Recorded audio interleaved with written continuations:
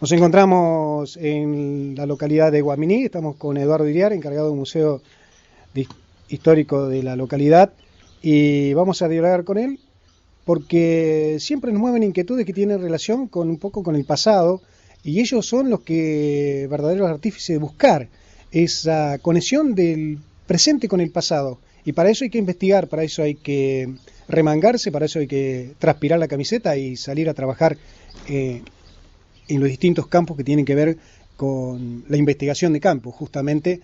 Y vamos a comenzar hablando de un pueblo que nació finalizando casi prácticamente cerca de 1900, 1876, Guaminí. Se formaba o se creaba el Fortín y allí comenzó un poco, quizás los primeros papeles que ha revisado Eduardo Iriar tienen que haber tenido alguna relación con esa fundación del primer Fortín, y después lo que vino fueron justamente excavaciones en distintos lugares. Vamos a compartir con la audiencia entonces que nos cuenta un poquito sobre eso que tiene que ver con nuestro pasado histórico. ¿Cómo andamos? Yo te voy a hacer una corrección chiquitita, ¿viste? Yo ahora soy el concejal, Iriar, ¿no? Sigo laburando por ahí en el museo, pero ya no soy el encargado, digamos, oficialmente de esa ocasión, porque por ahí no tiene una lanza alguien, te puedo chupar un perro, ¿viste? Pero no sigo yo relacionado con el museo, pero bueno, ya no soy el encargado oficialmente como empleado municipal porque estoy en licencia de ese cargo, ¿no? Al otro, el veneno en la sangre de investigar, bueno, eso uno no se lo puede sacar encima, ¿no?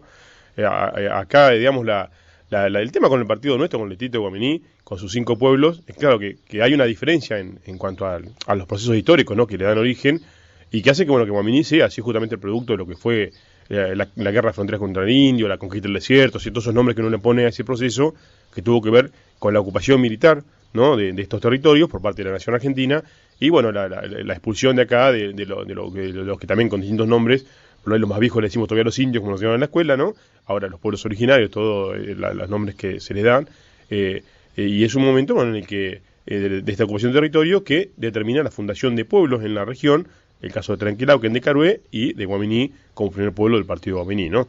Después, digamos, como yo digamos, lo pienso de esta manera, in extensum, digamos, la campaña del desierto es el origen de todos los procesos históricos de fundación del partido. Es decir, es muy difícil pensar en la fundación de Casba de Garredo y Bonifacio sin pensar como antecedente en la ocupación del territorio originalmente por la campaña del desierto, ¿no? O sea, es obviamente, pero, bueno, Guaminí es un objetivo militar de esa campaña y no puede eludir, digamos, ese proceso histórico como fundacional directo, digamos, ¿no? Acá a Guaminí se llega porque se venía en búsqueda de las salinas. No, acá a Guaminí lo que se busca con la ocupación de Guaminí y la fundación como objetivo militar es que el indio pierda este lugar porque tenía aguadas, pastizales, ¿no? Hay que ponerse en un contexto muy complicado de pensarlo así, pero estamos hablando de 2 bandos en pugna y en realidad de dos economías en pugna, ¿no? Una economía de la nación argentina que quería, digamos, estaba adentrándose en el modelo agroexportador, todo eso, que necesitaba territorios para traer población, para crear más ganado, para después, ¿no? Y el indio cuya economía tenía que ver con el ganado también, ¿no? Toda esta cuestión de por ahí que uno le enseña en la escuela, de los malones, de todo eso, de las invasiones, que no se le ponía ese nombre antes, tiene que ver con la cacería de vacas, ¿no? Y de caballos. Está bien, el indio también se llevaba mujeres, se llevaba, no sé, platería, se llevaba un montón de cosas, ¿no? Pero en realidad el objetivo era el ganado, ¿no? Y era su base económica. Y digamos, en esa estructura económica, las aguadas, a mitad de camino entre el destino final, que era Neuquén para pasar a Chile, y los campos, las estancias del bonaerense, de las cuales se traía el ganado, era muy importante para esta economía, digamos, ¿no? Entonces, al ocuparlas, se le quita eso, La ¿no? vez pasada estaba en la presentación del libro de Deli Llarena de Garré, que justamente hablaba de las rastrilladas que había llevando Hacienda buscando a Chile, ¿no? Claro, sí, porque lo que pasa también, no, uno, por ejemplo, a vos te dice, bueno, yo soy de Casbah, decís vos, por ejemplo, y sabés bien a qué te referís, ¿no? A los límites de que tiene un pueblo, digamos, ¿no?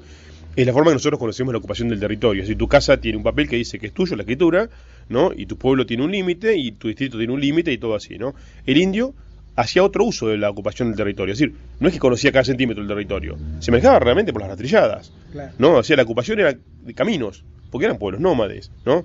Entonces medio como que las rastrilladas, que estaban incluso el indio que conoció a Freire acá, este araucanizado, este araucano, indio chileno mezclado con algunas otras cosas que se encontró Freire, usaba rastrilladas que se venía usando hace miles de años, ¿no? Por lo menos hace cientos de años, miles ponerle que no, ¿no? Porque en realidad la cuestión de las salinas, por ejemplo, que ya desde el virreinato se conocían las salinas y se explotaban para la economía que tenía en ese momento el virreinato, que era salar la carne, para poder llegar a las salinas de Buenos Aires, previo a los permisos que se le pedían y ahí se le pagaban los impuestos a los indios para atravesar sus territorios, se hacían por estas ratilladas, pero también eran dirigidas por marinos, ¿no? Es decir, todos estos territorios no respondían a un mapa, sino que respondían a las estrellas, porque era como navegar lo que hacían, ¿no? Me refiero al uso del territorio. No es que iban por cualquier lado de la salina, no, iban por un lugar lineal, digamos, un camino marcado, que era una senda mapeada por estrellas, digamos, ¿no? Por eso se da la coincidencia, no es coincidencia, de que todos los comandantes de las campañas que se hacían durante el virreinato para conseguir la sal eran marinos, pues se manejaban, digamos, con las estrellas para llegar a esos puntos, ¿no? El indio, digamos, si bien, digamos, era como quien dice el dueño anterior de este territorio, no es que lo conocía al dedillo. De hecho, lo poseía porque lo atravesaba para llegar desde Neuquén, por ejemplo, hasta Buenos Aires. No es que vivía constantemente acá. No era que, ¿no? Como no tenía una escritura como tenemos nosotros, ¿no? No es que sea menos válido, ¿no? Sino que es otra concepción, ¿no? Pero es interesante para tenerlo en cuenta, digamos. Entonces uno ahí, ya cuando le hablan de rastelladas, ¿no? Uno toma otro, no es una ruta. No es la ruta 33, no es tuya o es mía, ¿viste? Uno no la toma así, ¿no? Te lleva de tu lugar a mi lugar, por decirte algo. Para ellos, la ruta esa era la forma de ocupar el territorio, digamos, ¿no? Es una concepción interesante, digamos. Y aquí contanos un poquito cómo han trabajado en distintas excavaciones, distintos fortines, dónde habían fortines, más o menos para que la audiencia se ubique mentalmente. Estamos en Guaminí, el distrito de Guaminí, para ser más precisos, y justamente hablábamos fuera de micrófono de un fortín que estaba ubicado cerca de una localidad aquí, y él nos va a contar un poquito de qué se trata. Claro, de Arroyo Venado. Para el que no tiene ni la más pálida idea, digamos, y vive en el partido, una forma de imaginarse la ubicación de los fortines es pensar en la ruta 33, ¿no? O sea, la ruta 33 replica en el recorrido, digamos, de Guaminí hasta Garré prácticamente lo que era el recorrido de la zanja, salvo una pequeña desviación que es justamente el camino de la zanja, ¿no? O ruta 33 vieja que pasa por atrás de Casbas, ¿no? Sí. Esa rectificación que se hace de la ruta es el único desvío que va desde acá, desde que viene a ser de donde está el Intanadedo más o menos, que entra por ahí, y se desvía no mucho en realidad, pero después, para hacerle idea en la cabeza, la ruta 33... Una pregunta, porque eso es una duda personal. ¿La calle La Zanja llegaba hasta Guaminí? O es decir, ¿está cerca de Guaminí o no, cruzaba hacia otro sector? No, la Zanja de Alsina, propiamente dicho, no. La calle La Zanja desembocaba acá en lo que es el camino de la Feria Vieja, claro, que desemboca acá ahora actualmente la ruta 33, al lado del puente, ¿no? Sí, sí. O sea, la ruta 33 ahí pasaba atrás de una. Ahora, la Zanja de Alsina, digamos, en realidad se origina, teniendo en cuenta a Guaminí, del otro lado de la laguna, para que uno se haga la idea, donde son los campos de Nievas y de ahí lo que era antes de Borniego, por ahí, porque la Zanja Alsina propiamente dicha utiliza como frontera, digamos, militar, utiliza las lagunas como Zanja de Alsina, como frontera, ¿no? Claro, sí. Como obstáculo, digamos. Sí, sí. Entonces, lo que hacen es arrancar de cada punta de las lagunas, arranca la Zanja para Trenquelauquen y después de Carué para Puan, digamos, ¿no? Todo este tramo que va de Guaminí a Carué, por ejemplo, tenía unos pedacitos muy chiquititos de... Por eso la instalación del fortín, quizás aquí en Guaminí. Claro, los fortines igual se establecen, digamos. La Zanja Alsina es una parte de la frontera militar. La línea de fortines es otra parte, los pueblos es otra parte y el telégrafo es otra parte. No son estos los componentes que hacen la frontera militar de Alsina, ¿no? Son 4 componentes. En algunos casos, algunos de estos componentes no está. La Zanja Alsina, por ejemplo, en algunos segmentos no está. Pero sí están los fortines, porque por ejemplo, acá entre Guaminí y Carué, no tenés Zanja Alsina prácticamente, pero tenés fortines, ¿no? Uno de los, el que hablábamos recién, de Arroyo Venado, que nosotros lo trabajamos, pero hay 2 fortines más, digamos, dentro del partido Guaminí, ese recorrido, y después unos cuantos más hasta Carué, digamos, ¿no? En lo que ahora es el partido de Adolfo Alsina.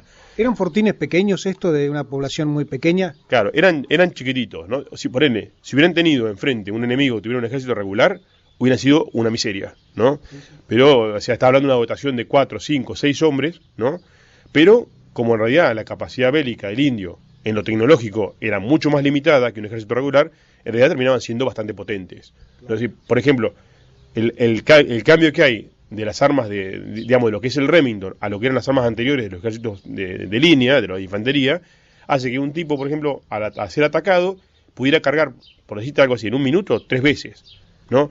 Y con un Remington hace 12, ¿no? O sea, multiplica por mucho, digamos. Entonces, de pronto, tenés un soldado en un montículo de tierra fortificado, armado por un Remington, y 6 indios que lo están atacando desde 100 metros, en realidad no son un enemigo para un soldado armado así, ¿no?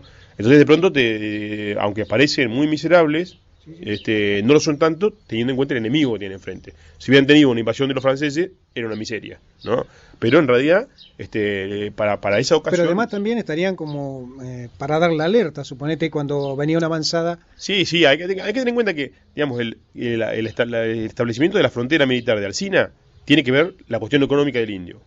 Y Alsina llega a la conclusión de que la cuestión el corte a la guerra tiene que ver con impedir el arreo de ganado, ¿no? Entonces medio como que un fortín con 5 tipos de dotación, cada 5 kilómetros o cada menos 5 kilómetros. Era persuasivo. Vos tenías la frontera realmente muy visualizada. O sea, aparte imagínate que vos pasás de acá y tenés todavía todo un día casi de cabalgata para llegar a una estancia para robarte el ganado. Claro. Y después para volver. Sí. O sea, para cuando volvías ya sabías exactamente por dónde había pasado y lo estabas esperando. De hecho, bueno, no hay casi incursiones de los indios después de establecerse la frontera, ¿no? O sea, realmente es así. Hay toda una serie de anécdotas, de, no sé, que ataban ovejas y que rellenaban la zanja, pero en realidad son cuestiones de que de pronto esos arreos de, no sé, de 50.000 cabezas de ganado no existieron más, ¿no? Se hicieron imposibles. Por la zanja de Alsina tenía esa función, no que no pasaba el indio pasaba igual, pero el indio no pasaba para digamos, matar blancos o para decir pasaba para venir con ganado, ¿no? Al no poder volver con ganado, al poco tiempo se hizo inútil arriesgar el cuero de esa manera, ¿no? Es verdadero, ¿no? Claro. Pero continuando con la historia y acercándonos un poquito más hacia el presente, recién cuando llegábamos por aquí te veíamos que traías algunas revistas y más allá de, como decís vos, actualmente estás ejerciendo como concejal, pero seguís con esa pasión que tiene que ver con la investigación, con el hecho de recabar información siempre, de trabajar siempre por la historia. Te veíamos traer unas revistas del Gráfico, de números bastante antiguos. ¿Y por qué? Porque allí hay personajes o personas que fueron del distrito o de la zona y que tienen que ver con que hay cosas publicadas de ellos ahí, ¿no? Claro, sí. Dentro de las actividades que tienen, digamos, el Museo de Guaminí, es que maneja un archivo a nivel partido, ¿no? Digamos, ha sido desde su origen así. Y medio como que yo tengo una gran curiosidad de todo lo que uno puede juntar sobre la gente del partido. En el caso que vos decías, bueno, las revistas de Gráfico, yo las he ido archivando a lo largo del tiempo, porque bueno, Garaycochea, que era de Casbas, publicó en ella mucho tiempo, digamos, ¿no? Entonces medio como en forma sistemática, yo continuamente, todo lo que aparece en Garaycochea lo guardo, digamos, y se ha ido armando un archivo importante. A la vez, en el Gráfico, de pronto aparecen también en algunos periodos. Estas revistas que vos decías son del 58 al 69, las que yo traía ahí. Garaycochea publicó del 58 al 74 el Gráfico, o sea, muchísimo tiempo. No es cualquier dibujante, ¿no? O sea, es un personaje grosso que tienen ahí. Y resulta que además hubo 2 jugadores de fútbol, uno fue Marrapodi, que era arquero, que fue de acá de Guaminí, y un García, que fue de Bonifacio, que también, digamos, han aparecido más o menos en las mismas épocas, en el Gráfico, en el 59 en el caso de Higinio García, y del 54 al 63 en el caso de Marrapodi, digamos, ¿no? Uno, digamos, la sistemática de buscar y buscar y buscar hace que vayas armando historias, digamos, archivos, ¿no? Importantes sobre la gente. Te voy a dar te voy a contar algo a vos que va a resultar interesante por ahí, y que hace, en un momento, digamos, cuando yo trabajaba en el Museo de Casbas, para tener un poco ordenado, viste, yo soy muy desordenado, y para combatirlo, bueno, trato de ordenarme extremadamente, ¿no? Y tenía una dirección de mail que era justamente Museo Casbas, en el cual yo ordenaba todo lo que era actividades de Casbas. Cuando dejé de estar en el Museo de Casbas hace 4 años, como que la abandoné, pero resulta que, bueno, que la misma actividad hace que esa dirección la tuviera mucha gente, viste, que pareciera que yo. Y así tenía otra dirección parecida, digamos, en la cual también ordenaba, digamos, los trabajos, ¿no?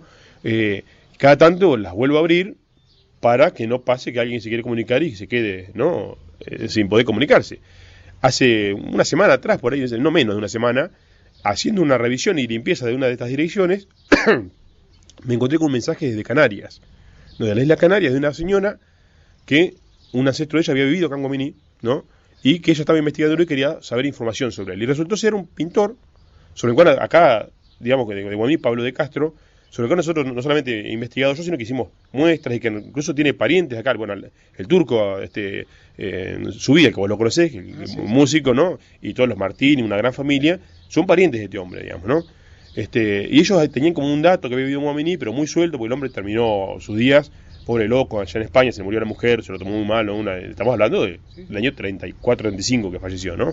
Y él vivió acá un buen tiempo. Y el hombre era pintor de casas, pero tenía como así como el berretín muy desarrollado de hacer pintura de caballete. Entonces pintó cuadros, hizo pinturas publicitarias, estamos hablando de 1905.